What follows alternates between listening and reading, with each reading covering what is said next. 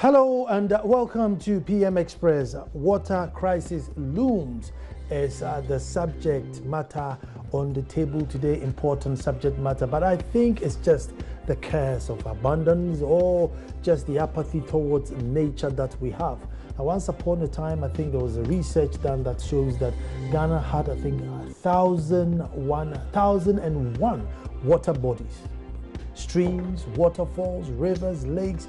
That's how much blessed we were. And gradually we have polluted, diverted, dried up, destroyed many of such waters. But as faith would have it, there's still more water left. And guess what we do after the water has been expensively treated?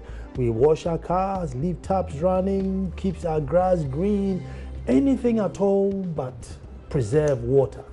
However, this season, Hamatan, the northeast trade winds have taken their toll, and therefore they are drying up water reserves quite quick. Streams are drying up, rivers are drying up, and guess what? Human nature, we are also polluting the very little that is left. And so the Ghana Water Company is saying, now listen, nature we can't control. Human activity, you need to discipline yourself. But if all things stay equal as they are, very soon there's going to be serious rationing. Indeed, certain parts of the country have already started experiencing rationing. The desalination plant is closed down because the cost to produce or refine the seawater is way more than what we are prepared to pay. It's been shut down until we come to an agreement. However, what is certain is that the waters are drying up, and if the rains don't come sooner, we need to come back to the drawing table and find out how it is that we survive. That's the conversation on the table today. What's the way forward? How are we going to change our attitude to make sure that what we have, we keep and reserve? And even if the rains come, we must continue that habit so that maybe we export and make money. Water crisis looming. My name is Nana Ansakwa, Chief of the Little Republic of Akomodimasa. When I come back, I'm talking to the Water Ombudsman. Don't go.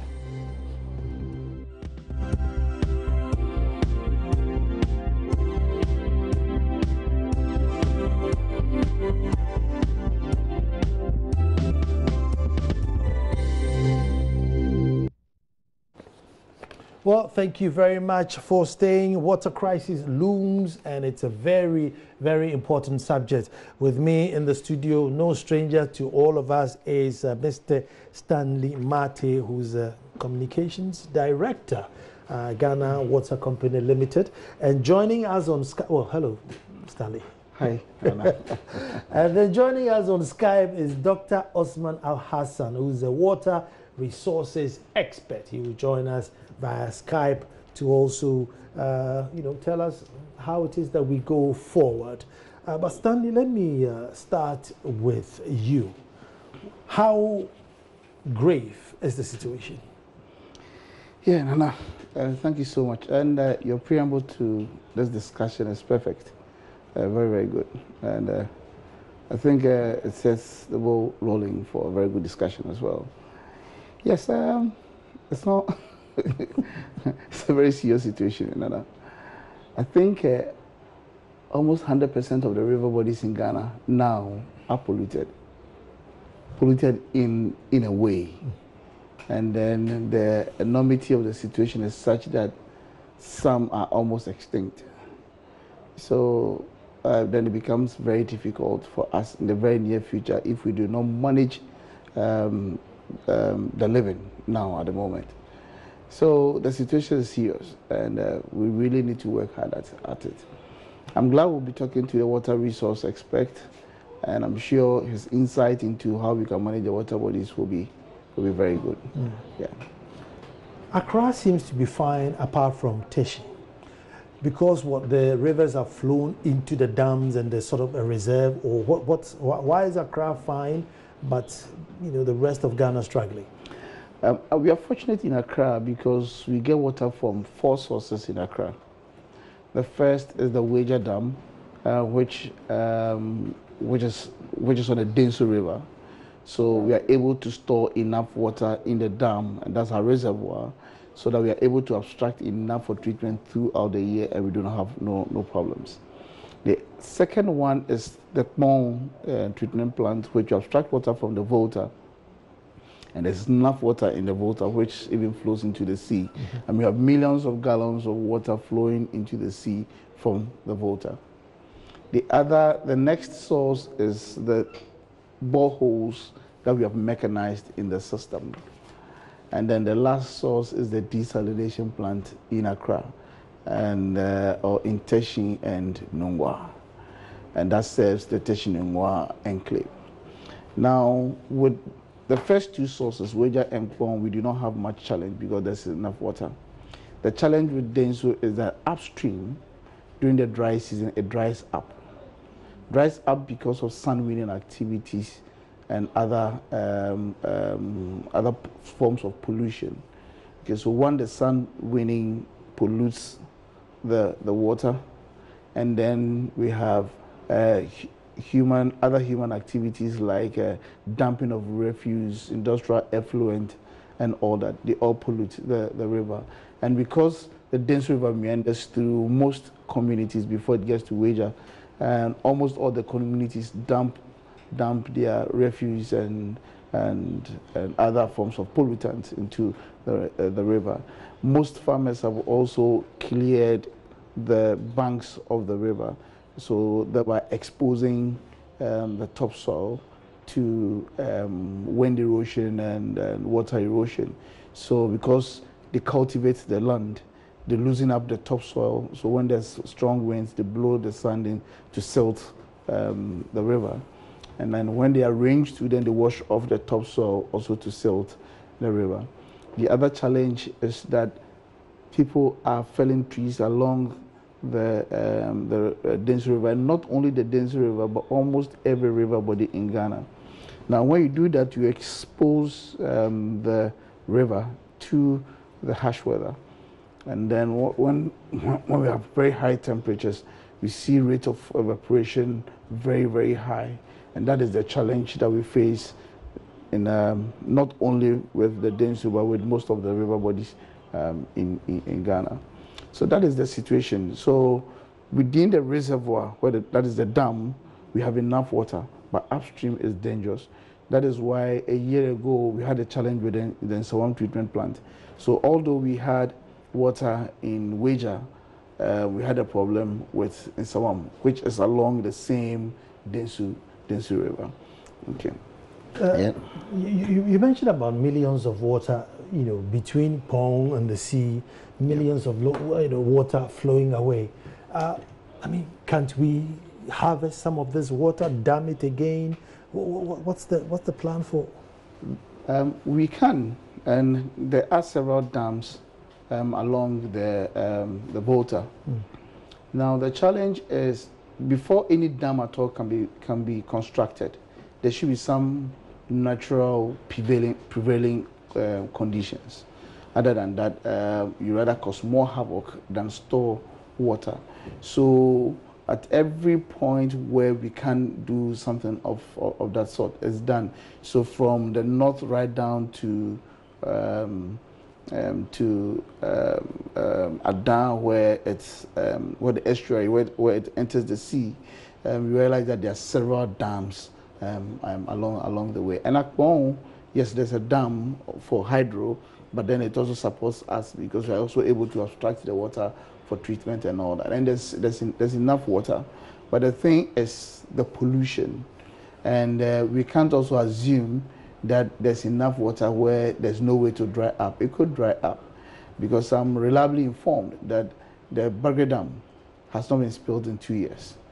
So I'm sure it's also affecting the volumes of water in the Volta. So then we really and seriously need to manage the water very well and be praying that we should have enough rains at least to replenish within our jurisdiction. Beyond our jurisdiction, we do not have much control. So if Burkina Faso decides not to spill, there's nothing we can do about it than maybe use diplomacy. But then they also spill, and they could have challenges, because now they are using the water for a lot of things. So then they're able to utilize the water effectively. So why would they spill when they don't need to spill? They will only spill when there's excess, and to save the dam, then they'll have to spill. Okay, so these are the challenges that we face in the system, but we are able to store enough. The other challenge is that we are using our storage as at now because we have used what normally would have used. And so with us, with the storage in the reservoir is still dwindling because we are abstracting and there are no inflows. So there are outflows, but no inflows. So then the levels will keep going down. Now, apart from the outflows into our treatment plants, there's also outflows into the atmosphere as a result of high evaporation. Okay. Let me go back to pollution. We thought the Volta was quite clean. The Volta River was, because there wasn't enough mining going there, it was a bit safe.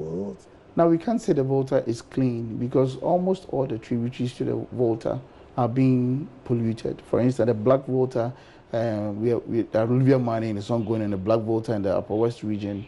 There is some mining also ongoing on the White Volta as well. And then there's fish farming also ongoing on the Volta region, and that is currently very, very serious and very, very terrible. Now, we realize a deterioration of the raw water quality from the Volta because the quantities of chemicals that we use at Bong is gradually increasing in the last 2 years. Our research indicates that there's more pollution of the Volta currently as a result of the fish farming and then the other mining on the tributaries. Now, with fish farming, the other challenge with the fish farming is that, they feed them with organic feed. So what happens is that there are drippings into the base of the river. And what happens is that they enrich the alluvial soil and thereby making the growth of water hyacinths very fast. And what is happening is that because the river is flowing downstream and because we are abstracting at a point, okay, you see all of them drifting into our intake area. So formerly we were weeding or clearing water hyacinths, let's say once or twice in 2 years. Now almost every 2 weeks we need to clear water hyacinths, and you should see the volumes of weeds that we clear or harvest every 2 weeks. Formerly we could get half of that in a whole year, but now every 2 weeks we get that amount. And when it happens, that's it blocks. fertile? Yes, it's serious. It blocks the abstraction area, so the rate of abstraction is minimized. So we are unable to produce much, which means that we have to shut down to clear the weeds. It affects our down times and it affects the volumes of water that we're able to pump into the system. Let me go to Skype and speak to Dr. Osman Al-Hassan. Hello, doctor. Good evening. Good evening, and thank you very much for staying there. I'm sure you've listened to Stanley enumerate some of the problems we have. Doc, what can we do to turn all this situation around? Well, thank you for having me. I think there are a number of options that are still open to us. Even though upon hindsight it looks like we have compounded the problem. I think first and foremost, we are told there is climate change and it's real. So we would expect globally and an impact on our local or national ecosystems, a kind of reduction in rainfall. And it's not definite it might be a reduction, but the variability would increase, which means we would be unable to predict. But as I've been listening to Mr. Mate, and like he said, we have a number of problems. I would think that we need to do a lot concerning water harvesting.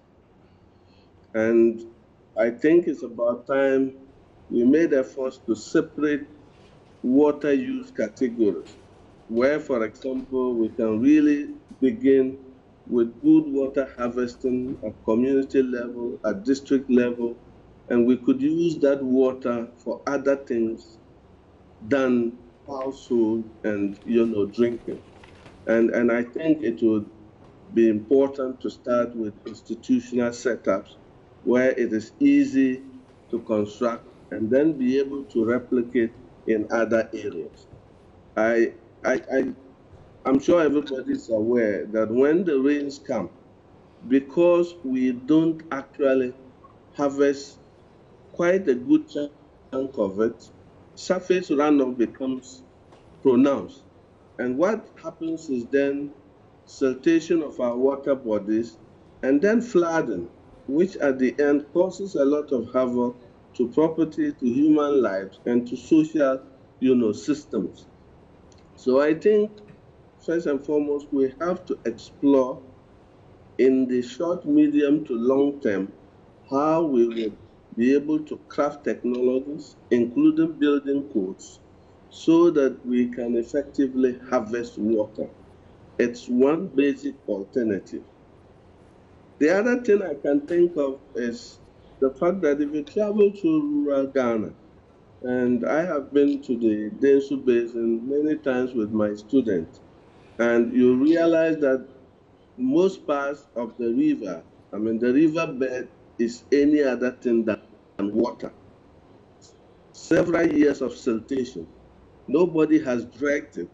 And like he rightly said, all kinds of activities from agriculture, mining, forest activities, I mean, deforestation, and then now, even in rural environment, everywhere plastic is so pronounced, and you see it everywhere.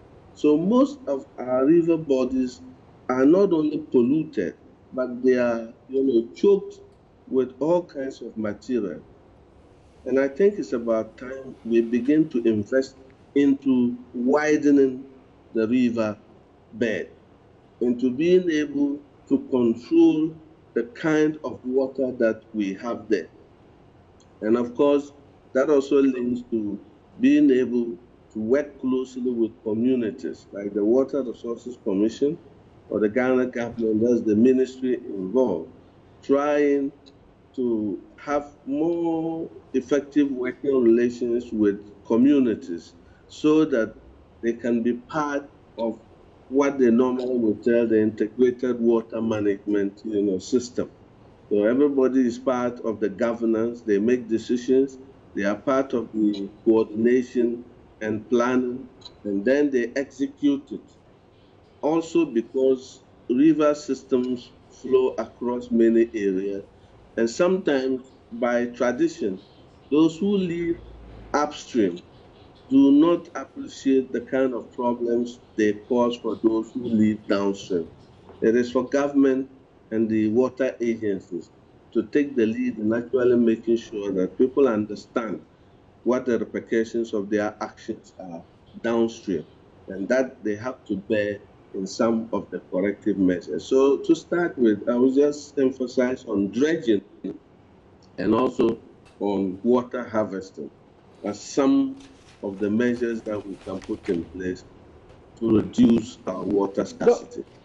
Doc, just one more before I bring Stanley in. Water harvesting, would you want that to be like a national policy where if you're building a house, you should at least have maybe 500 liters of, a tank that can harvest water? I don't know. How would that be implemented? I think so. Because at the very local level, I'm from the northern part of the country, Ghana. I come from Yendi. And if you are aware, Yendi has had a lot of water problems. And in my childhood, the Dakar that used to be flourishing and so big, today it's non-existent in many places. So people have attempts at harvesting water. But I tell you, if you see the kind of water capturing equipment people use, it ranges from buckets to bowls to small containers. Most of the houses actually are not, they don't even have very regulated or assertive data system where the water can actually be harnessed effectively. And we are in a tropical country or tropical region where most of the rains sometimes are very, they come with wind, they come with storm. And so unless you have a very coordinated and effective water harvesting system, a lot of the water is lost between the trickle point at the roof and the collecting apparatus or equipment that you put down. So Doc, I mean a national effort which would help to see how buildings at least will take into consideration how they can effectively harness water. okay, Doc, And if an is just built, everybody let me is bring well. Stanley in here. Okay. Stanley, can Ghana Water Company say, listen, well, maybe you don't have the law, but maybe get lobby to say, look, before we connect water to your house, you should show us that at least you can keep 500 liters of rainwater and with rain gutters, or I don't know, a policy. I don't know. We have a water policy, and it's in there. Oh, really? Yes. If you go to the Ministry of Sanitation and Water Resources, they can get you a copy. I can even get you a copy because I have every home should have. Every home should have it, and it spells out how it must be done. But we are not enforcing, and we're not enforcing that. But there's a national water policy which includes that every home must be able to harvest some volumes of rainwater. I must say, my mom, family home in Ekropon, 100% harvest water. 100%. And I'm sure it's an old structure, but it's been managed and maintained. The house is built on the reservoir. Yeah. So, and it's year round. Unfortunately, with the modern houses, people don't want to do that. I mean, even with those who have swimming pools in their homes, they are not even prepared to use rainwater in their swimming pools. But it's part of our national policy, a national water policy, and it's available. I can give you a copy. So I don't know. You think? I mean, from state-wise, we should push that thing. Like, for your planning permission, you need to. Exactly. Yes, you're supposed to have it before before your building plan is approved. Wow.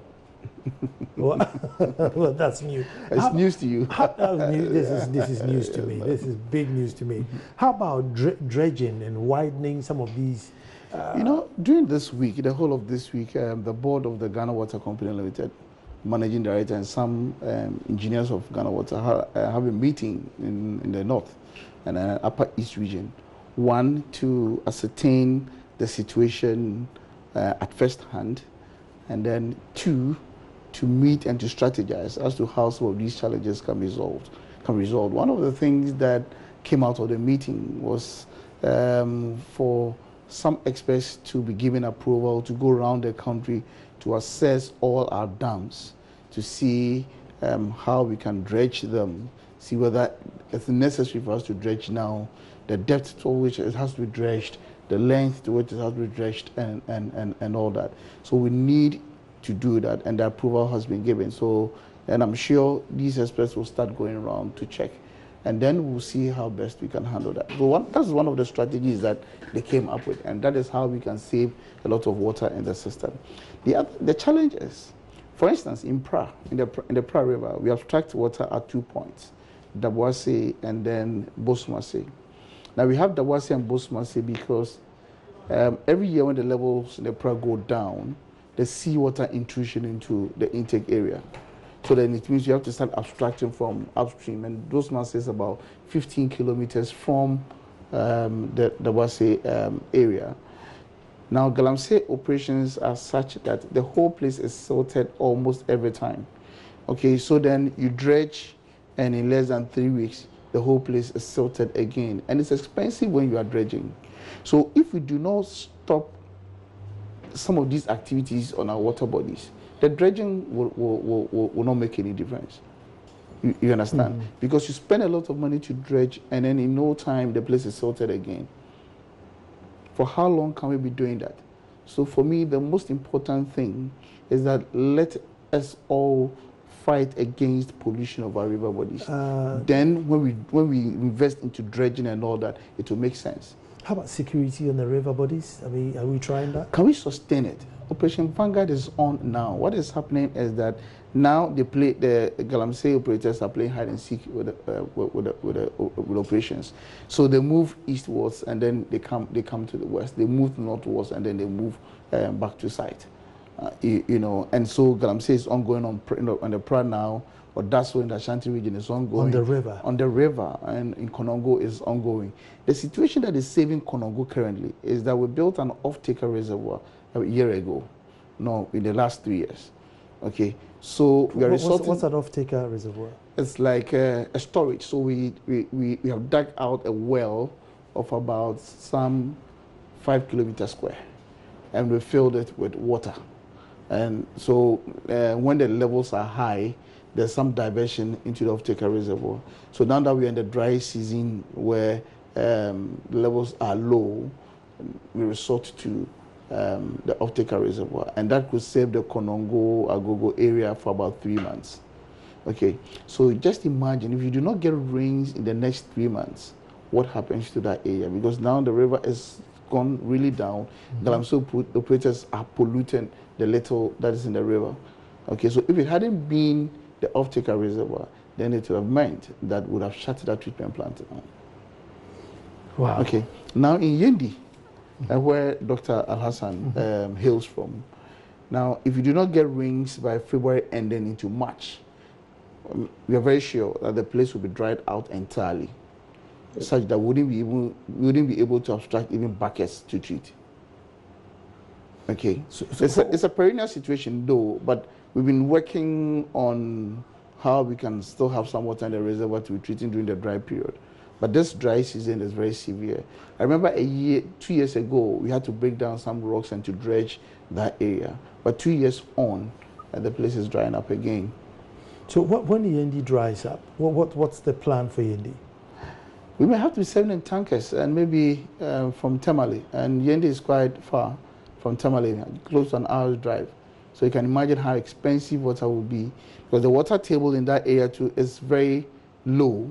So you drill boreholes and you cannot abstract enough, or it may not be economically feasible to be drilling boreholes that depth and be abstracting very little water. Oh, Dr. Al-Hassan. Yeah. The Yendi situation, I mean, that's your backyard. That sounds. Let's find out from him, when was the last time he visited home? Yeah. I came from a hometown this morning. That's good. That's good. I just want to make a comment, and that's and I'm sure Mr. Martin knows this. The water policy and the water sector strategic plan, they make very good plans and ideas about how we can be able to be water sufficient and drive our agriculture, improve livelihoods through employment and paying jobs. But I'm sure you agree with me that in most of these cases, we haven't been able to go along with the infrastructural development. I mean, the financing of the infrastructural development have often been lacking. So I agree that there are good plans, and nobody doubts that. But in the long run, they actually are unable to achieve most of the targets. And that is why we have this problem. Because if we were dealing with these problems, even at local levels, on piecemeal, we would have had a problem a bit less than what we have today. But for many years, especially the dredging that I've talked of, it's true that mining and agricultural, production and mineral, or actually, other sand extraction are polluting the waters. But there are still many places where siltation is as a result of sand, gravel, not too much polluted items like plastic or like minerals or metals, and yet in these places, riverbeds are almost disappearing. That is the point I'm making. And we also have this relating to the disasters, but it just come out that because of the uncertainty over water, because of the way water channels are changing, especially the natural ones, it is also giving impetus to more floods and more damage to human life and activities. So I agree that we might have these laudable plans, but time and time out, we are always having problems with having to finance the infrastructure that is needed, whether it is small dams, whether we want to dig boreholes, or we want to embark on water harvesting. That is my point. Well, I mean, Stanley, is it one of those things where we need to accept our fate that, look, it's a climate change and there will come a time where you have to pay more for water? When it comes about paying more for water, I sometimes hasten to discuss that because the decision maker is the PLC. And sometimes if you say anything, then it will be like you're influencing their decisions, and I don't want to do that. I also pay for water. No, but it's a reality. So, if you live in Yendi and water is dried up, and I need to go take a tanker to Tamale to bring water, it's not going to be the same, 25 pesos per, so many liters. Exactly. Exactly so, but then the PLC tariff is such that it cuts across. So whether it's expensive here or there, it must cut across. The same.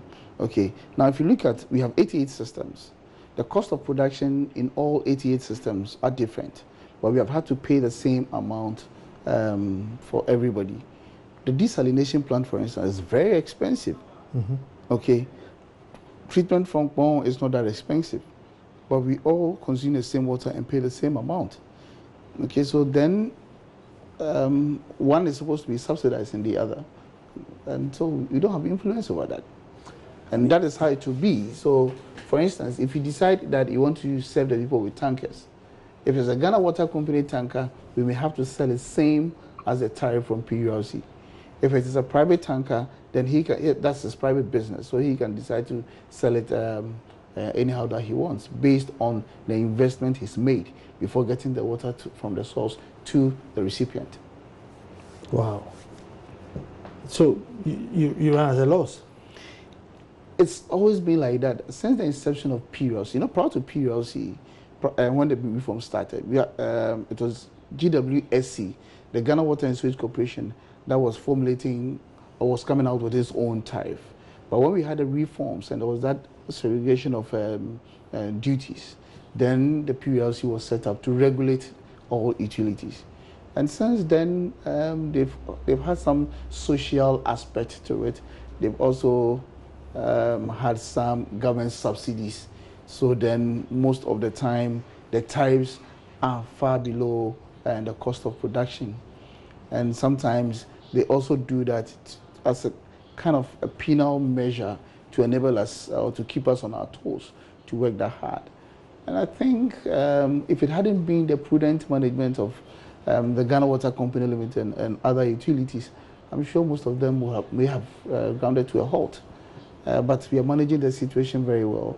And I think we are also fortunate that our system is such that we are producing and collecting every time. So we rob Peter to pay Paul. Certain occasions we lose, certain occasions we owe people. Government is also supporting, because we can't even go for loans on our own merit. Okay, so it's government that does that on our behalf. And if it hadn't been so, it would have been very difficult. Now, in 2013-14, there was that government policy to on-lend loans to some of the utilities, including Ghana Water Company Limited. Okay, and so then it became more difficult for us to pay off the loans that government has contracted on our behalf. But for a utility like Ghana Water Company Limited, I think we should have been able to go even for commercial loans and be able to make some profit, if not break even. But for us to be producing and selling at a loss all the time, seriously, if it hadn't been for good management of the utility, we may have been grounded by now. Let me bring Dr. Hassan in here now. Doctor, do you think that generally we are cultivating a habit where we are very wasteful, and therefore, because we'll use plenty of the thing, you need to sell it to us cheap rather than sell it to us at the actual price, and we really minimize so we don't end up paying the same. Like people leave their lights on, people just turn the hose on and leave it on the lawn and go to the room to watch TV, come back 5 minutes later, move the hose to another point. There's somebody washing a car, the hose is just on until the car is finished washing. The whole house is flooded, the street is flooded. I mean, do you think maybe we should pay the actual prices, reduce the usage so they don't lose and, everybody's happy? Well, I think so, because nobody is so certain about what actual price really means. And I think the problem we have here is that the rapport between government, service providers, even sometimes the PURC, and communities or the final consumer is not always clear. But let's take this scenario. Like we had the water problems in Yendi, 2008 to 2015, and then, it looks looming. Those are the critical points I mentioned. At that time, people have consumed water that have had detrimental effect on their health, on their productivity. So you ask, if you were to have it, or if they were asked, would you pay the amount if you have the right water in the right quantity, I mean in terms of quality? People say yes, because I think also that government, together with service providers, must sometimes regulate these things. I think if you leave it up to individuals, always to decide, and I'm not sure in Ghana we've always given individuals the right to pay prices, but I think it's about time we wage some kind of vigorous awareness to communities among water consumers that if we are not ready to pay the requisite prices for quality and quantity of water that we need to sustain our health, to sustain our livelihoods, and then our well-being, then we might as well consume water that will be detrimental to our health. I come back to this water harvesting that I talked, for example. Like we've been saying, there are some of these things that you think is good, which you have to put as piecemeal interventions. I mean, I talked of institutional water harvesting.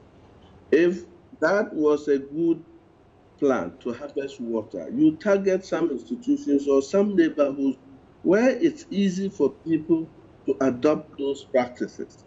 You support them to materialize those interventions. In no time, I'm sure other communities who watch the benefits that accrue from it would want it. And also, the essence of development is not always to bring a development, gain, like some service to everybody at a point in time. No, some of them you necessarily have to start it on a smaller scale, often in places that it will succeed. And if it does have some success, you would upscale it or you replicate it in other areas. So I think that, I still stress on the fact that we haven't gone far in making sure that these interventions that are planned are actually executed. And that is the same as talking of the fact that people should be ready to pay for water, because we know what it will be like if we don't have water at all, or we have water whose quality compromises our health and our well-being. I'm going to take a quick break here. When I come back, I know Stanley has got a lot of response to that. If we can pay an actual price, as Doctor is saying, what is even the actual price? And find out the politicization of, of payment, where politicians want to determine payment so that it's set at the price that wins favors. How is all that going to work out? We're coming back.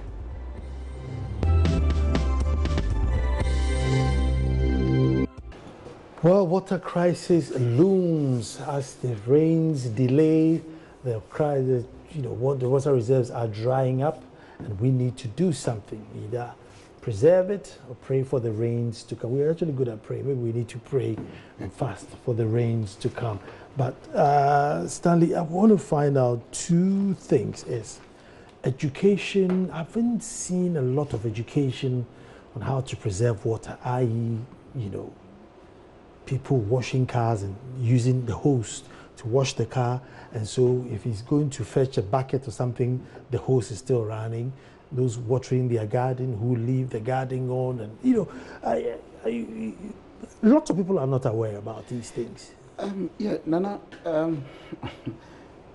we have been doing this over the years, and anytime we have the opportunity, we do that. But the most important aspect of this education is for the little ones to internalize that culture as they grow. So one of the strategies is to do that at the primary level and then at the basic level, or the basic level. Okay, so we have been doing that as part of the school curriculum. We have posters in a lot of schools where children are taught or educated on how to preserve and conserve water.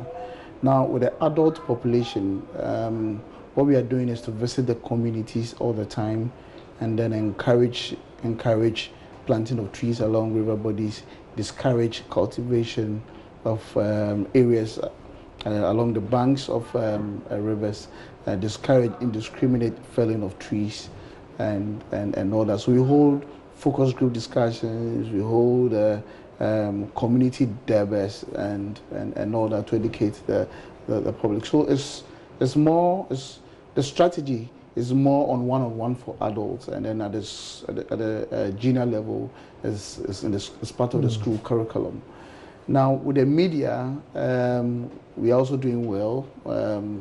Like any opportunity that we get to speak with the mass audience, we try to do that. So obviously we didn't get 100% of the population to say that, oh yeah, we are aware. But seriously, Nana Sakwa, let's be sincere with ourselves. If somebody is wasting water, is the person not aware that what he's doing is waste? No. Should you be told or educated as an adult? Well, you understand? Okay. That's what I'm saying, that this education has started from the basic level. So we've all had this education from the basic level through to university level. Okay, so everybody in this country. Is there a hosepipe ban at the moment? Sorry. Is there a hosepipe ban at the moment? There's no ban, and I don't think we can ban it.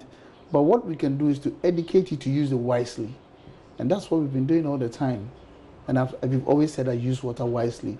It's been part of the slogan for Ghana Water Company Limited, that use water wisely. So if you leave hose just like that, do you think it's wise for you to just leave water flowing through just come out and say there's a hosepipe ban, use a bucket to fetch it back? What's the national rationing? How is it working now? Okay, currently it's happening on regional basis, and every region has its peculiar situation, so it's being managed accordingly. So for instance, in the western region, our treatment plants are supposed to give us close to 80 million gallons of water daily. We are producing between 1 and 2 million gallons or 3 million gallons a day. Obviously, it's not enough for the whole of Secondary Takrady, so we've had to do rationing. So in Secondary Takrady, we are doing the rationing. Okay. Now in Central region, the situation is not too serious, so we are not rationing in the Central region. In the Eastern region, it's not much of a rationing, but then there's reduction in production. So for instance, throughout the day, water flows, but late in the night, there's some suspension and all that. In this Bonga Hafu region, we are not rationing, but the tunnel is seriously dwindling. Okay, so we are reducing production gradually so that we can have enough water to treat throughout the dry season. In the Upper East region, we are rationing. We are rationing because the via where we have started for treatment has gone down seriously. There isn't enough water, so we've had to manage the little water in the system. And then as part of the board of directors visit to the north, there's a new and to solve the problem in the Upper East region, there's a new treatment plant which some loans have been approved by Parliament for a new treatment plant to be built on the Tono River. The Tono River will serve Navrongo and some areas including Boga, Bongo and all that.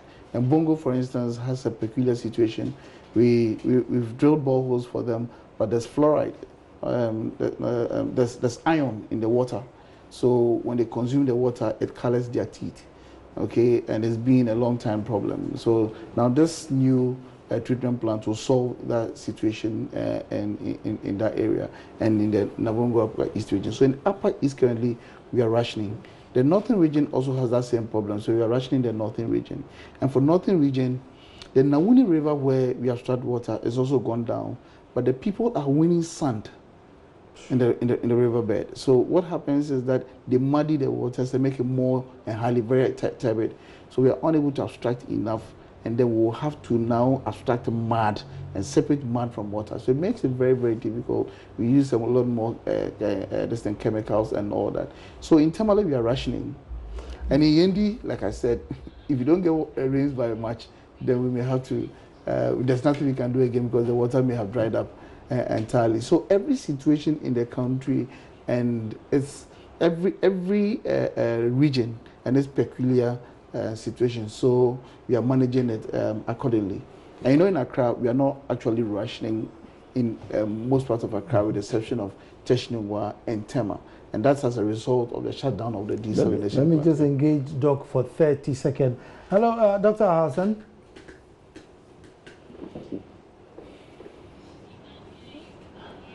Yeah. Doc, Okay. with regards to education, I mean, do you think there's been enough education? I disagree with my brother, but I don't know. Maybe you've seen more than I have. I agree there is much education. We all know it's difficult to get people to change their attitudes. But we know that as government or service providers or authorities, you need to go the extra mile to make sure that you create the awareness. For example, in general sanitation, other things, not just water, but when we say reduce, reuse, recycle, it appeals more to water, actually. And that's why I view that it's better to have good water and pay, some appreciable price for it than not to have it at critical periods, which can actually affect you for the rest of the time.